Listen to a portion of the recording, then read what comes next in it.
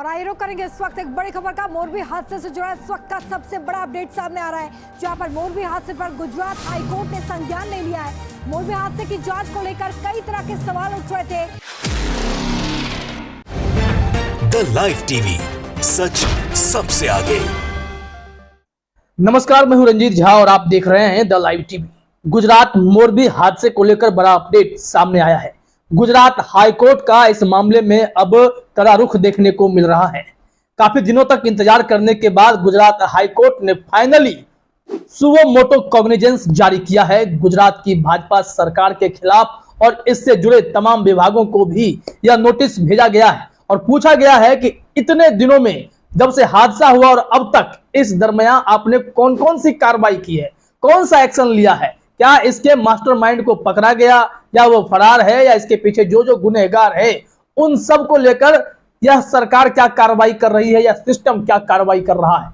जाहिर तौर पर गुजरात हाईकोर्ट को यह सुवो मोटो तो जारी करना ही था, क्योंकि हैरान करने वाली बात यह है कि हादसा इतना खौफनाक था, लेकिन बात बात पर हाईकोर्ट सुप्रीम कोर्ट पहुंचने वाले कोई नहीं जा रहे थे। ऐसे में गुजरात हाईकोर्ट ने सुवो मोटो जारी किया, स्वतः संज्ञान लिया और गुजरात की भाजपा सरकार को नोटिस जारी कर कहा है कि 14 नवंबर तक यानी एक सप्ताह के भीतर आप पूरी डिटेल रिपोर्ट दीजिए इस हादसे की वजह के बारे में और इस पर अभी तक क्या कार्रवाई हुई है, क्यों हुआ, सब कुछ गुजरात हाईकोर्ट जानना चाहता है। अब भाजपा सरकार चुनाव के वक्त में फुर्सत निकाल ले तो अच्छी बात है, क्योंकि हाईकोर्ट को तो जवाब देना पड़ेगा। ये सुवो मोटो है। हाईकोर्ट के जज साहब को यह हादसा इतना खौफनाक दर्दनाक महसूस हुआ कि वो अपने एंड से सुवो मोटो जारी किए हैं। हम आपको इस मामले में रिपब्लिक भारत की खबर दिखाना चाहते हैं, किन किन विभागों को नोटिस जारी किया गया है, वो तमाम डिटेल भी है और गुजरात की भाजपा सरकार को भी नोटिस जारी किया गया है। तो भाजपा तो घिर गई है और ऐसे में ठीक चुनाव के वक्त में जब हाईकोर्ट का डंडा चलेगा तो गुजरात की भाजपा सरकार की नींदें खुलेगी। किसको बचा रहे हो भाई साहब, वो पकड़ के लाइए सामने, क्योंकि जो गुनहगार हैं कि उनको पकड़ना भी और सलाखों के पीछे भेजना भी इस सरकार और सिस्टम की ही जिम्मेवारी है। इससे आप बच नहीं सकते। अब गुजरात हाईकोर्ट आपसे यह काम करवाएगा। चलिए रिपब्लिक भारत की खबर देखते हैं। हेडलाइन में ही है, मोरबी हादसे पर गुजरात हाईकोर्ट ने लिया संज्ञान, राज्य सरकार से मांगी रिपोर्ट। अब खबर में क्या लिखा गया है कि मोरबी में पुल टूटने की घटना पर सोमवार को गुजरात हाईकोर्ट ने स्वतः संज्ञान लिया। कोर्ट ने गृह विभाग, शहरी आवास, मोरबी नगर पालिका और राज्य मानवाधिकार आयोग समेत राज्य सरकार के अधिकारियों को भी नोटिस जारी किया है। यानी ऐसे ऐसे महत्वपूर्ण विभाग जो इस मोरबी ब्रिज हादसे से सीधे कनेक्टेड हैं, उन सब को गुजरात हाईकोर्ट ने सुवो मोटो कॉग्निजेंस जारी किया है और जवाब देने को कहा है कि आखिर इतने दिनों में आपने क्या कार्रवाई किया है, क्योंकि सैकड़ों लोगों की लाशें इस पुल के टूटने से बिछ गई। कौन जिम्मेवार है? असली गुनहगार तो खुला घूम रहा है। सोशल मीडिया पर लोग ट्रेंड चला रहे हैं कि गुनहगार को पकड़ो, लेकिन भाजपा की सरकार और उसका सिस्टम कोई काम नहीं कर रहा है। तभी तो आपने देखा कि कैसे जयसुख पटेल जो ओरेबा कंपनी के एमडी हैं, मालिक हैं, उनको 2 करोड़ रुपए मिले कि इस पुल का मरम्मत कीजिए, अंग्रेजों के समय का पुल है, और 12 लाख रुपए खर्च करके बस पेंटिंग डेंटिंग करके पुल को खोल दिया, चालू करवा दिया। जंग लगे हुए उसके पोल, रस्सी, नट बोल्ट सब कुछ वैसे का वैसे ही, और इतनी खौफनाक घटना घट गई। तो ऐसे में जो 2 करोड़ में से महज 12 लाख खर्च करके इतने पैसे 1 करोड़ 88 लाख रुपए डकार जाए, उस कंपनी के मालिक पर कार्रवाई क्यों नहीं होनी चाहिए? और खुद एमडी ने ही आदेश दिया कि ठीक है अब पुल को खोल दीजिए। पुल खुला, 4 से 5 दिन बाद इतनी घटना घट गई और 17 रुपए का टिकट भी कमाना शुरू कर दिया गया था कि कमाई हो जाए कुछ, वो 12 लाख भी निकल जाए इस प्लानिंग में। लेकिन अब गुजरात हाईकोर्ट का डंडा चल पड़ा है। इस सुवो मोटो के बाद भाजपा की सरकार मामले में घिरती हुई नजर आ रही है। आगे देखते हैं रिपब्लिक भारत ने इस संबंध में क्या जानकारी और दी है। हाईकोर्ट ने राज्य सरकार से 1 हफ्ते के अंदर पूरी घटना पर विस्तृत रिपोर्ट मांगी है। मामले में अगली सुनवाई जो है 14 नवंबर को होनी है। इस मामले में देखिए जस्टिस ने क्या कहा, चीफ जस्टिस ने क्या कहा। गुजरात हाईकोर्ट के मुख्य न्यायाधीश न्यायमूर्ति अरविंद कुमार ने कहा कि मोरबी पुल का ढहना एक निराशाजनक घटना थी जिसमें सैकड़ों नागरिकों को अपनी जान गंवानी पड़ी। इस घटना के बाद अब तक क्या क्या कदम उठाए गए हैं, इस पर रिपोर्ट मांगते हुए गुजरात हाईकोर्ट ने राज्य के नगर निकायों को पूरी घटना की जानकारी देने का आदेश दिया है। हाईकोर्ट भी जानना चाहता है कि ऐसी खौफनाक घटना कैसे हो गई जो सैकड़ों साल पुराना, 100 साल से अधिक पुराना यह ब्रिज जो अंग्रेजों का बनाया हुआ था, उस पर लोग जाते थे, आते थे, झूमते थे, पुल कभी नहीं टूटा।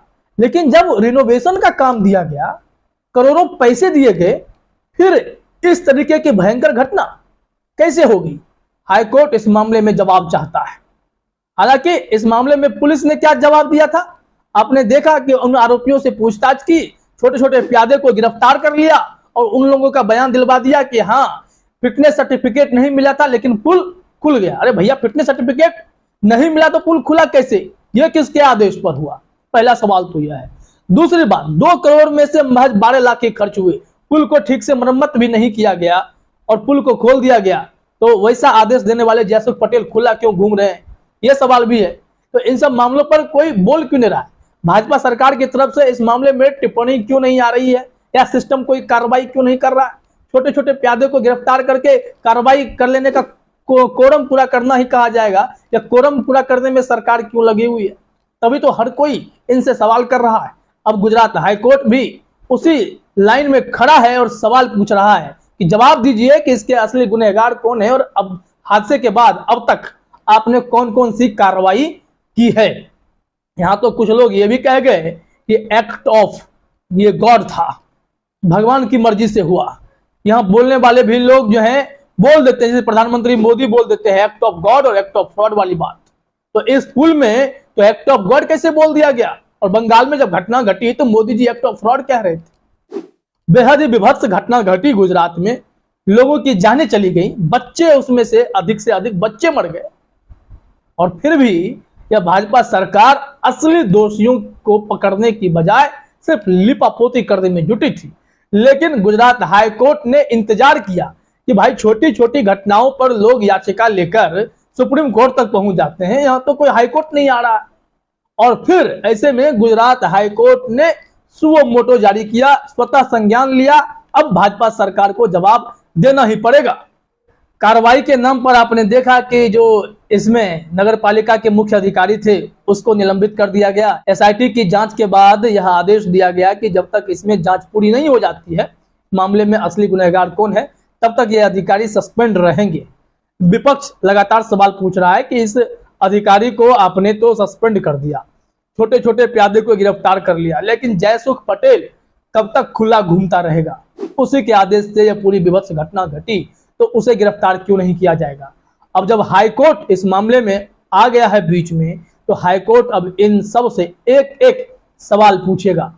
कई ऐसे सवाल हैं जो मोरबी ब्रिज से जुड़े हुए हैं, और जितने लोगों की जानें गई हैं उनके परिजन चीख चीख कर पूछ रहे हैं, या फिर उन लाशों की जो आत्माएं हैं वो भी चीख रही हैं कि भाई इतने लोगों की जानें गई, सबकी जिंदगियां कुर्बान हो गई, तो गुनहगार कौन है? इसे नृशंस हत्या ही कहा जा सकता है। यह हादसा नहीं हो सकता, यह घटना नहीं, एक भयंकर कृत्य है, और इसके पीछे जो भी गुनहगार हैं उन्हें पकड़कर सलाखों के पीछे डालना ही पड़ेगा, या फिर उन्हें कड़ी से कड़ी सजा देनी होगी। देखना यह होगा गुजरात हाईकोर्ट के एक्शन के बाद भारतीय जनता पार्टी हरकत में आती है या नहीं आती है, जवाब दे पाती है या नहीं दे पाती है, या फिर पब्लिसिटी के लिए प्रधानमंत्री मोदी 1-2 बार और मोरबी जाएंगे, पीड़ित परिजनों से मुलाकात करेंगे और उन्हें ढाढ़स बंधाकर मामले को लिपापोती करने की कोशिश की जाएगी। जब तक दोषियों को सजा नहीं मिलेगी तब तक इस मामले में न्याय की बात तो कही ही नहीं जा सकती। फिलहाल इस वीडियो में इतना ही। आप सभी का हमसे जुड़ने के लिए बहुत बहुत धन्यवाद। द लाइव टीवी, सच सबसे आगे।